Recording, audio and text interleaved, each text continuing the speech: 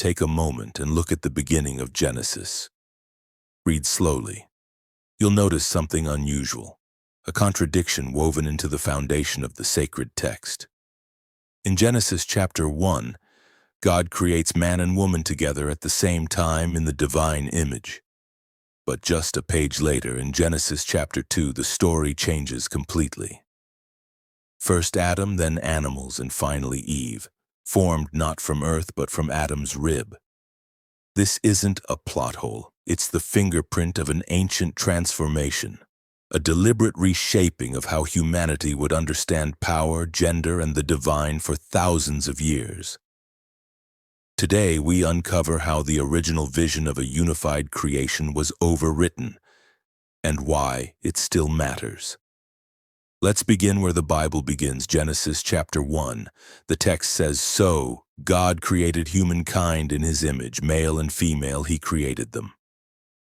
The Hebrew here is profound. The word used for God is Elohim, a plural noun describing a complex and encompassing divinity.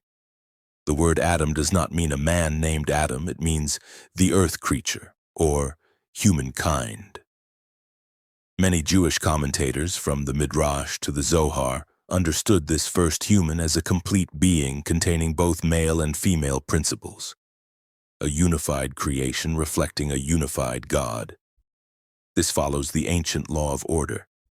First the whole, then the parts. Genesis 1 presents equality, simultaneity, and shared divine likeness as the original truth of humanity. But the tone changes abruptly in Genesis chapter 2. Adam is alone, God declares that it is not good, animals are formed, and finally Eve is created. The Hebrew word describing her formation is tzelah.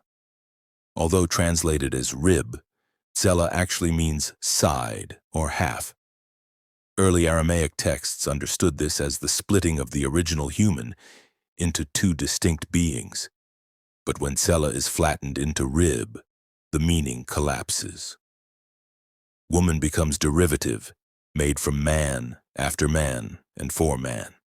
This stands in direct conflict with the divine order established only a chapter earlier. To understand why the story changed, we must look outside the Bible to even earlier cultures. In the Sumerian creation epic, the god Enki becomes ill. In response, the great mother goddess Ninhursag creates a healer named Ninti. Ninti's name carries a double meaning: Lady of the Rib and Lady of Life.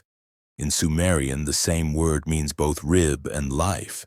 Sound familiar? In Genesis, Eve becomes the mother of all living, and she comes from a rib.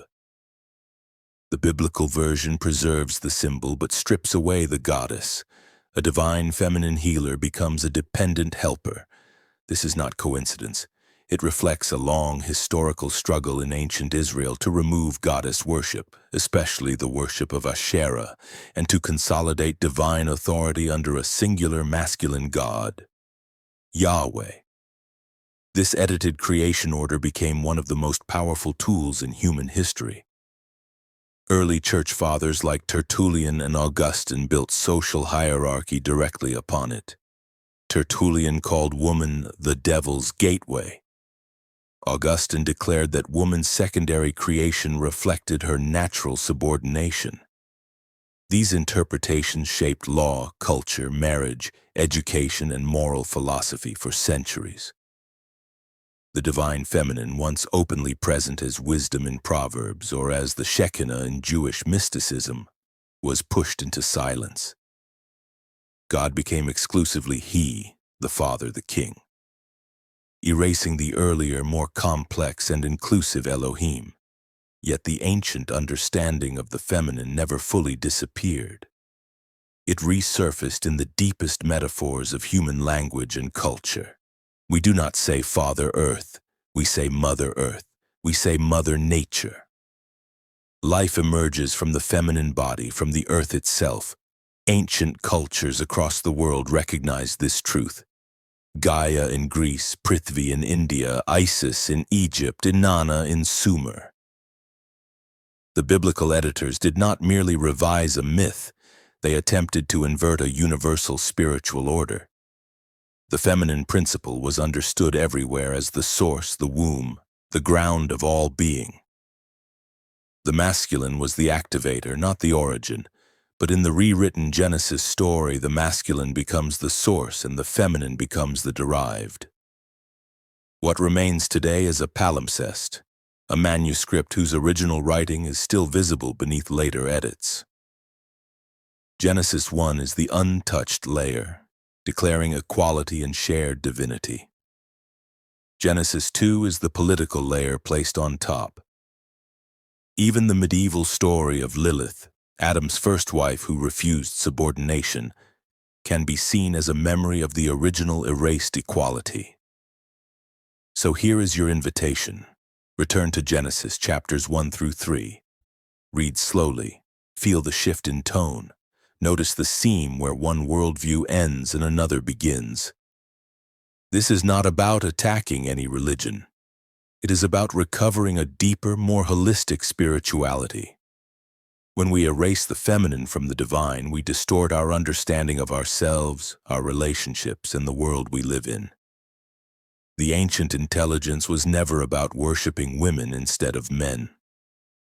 It was about honoring the truth that the source of life contains and transcends both. Maybe it's time to listen again to that older, wiser voice.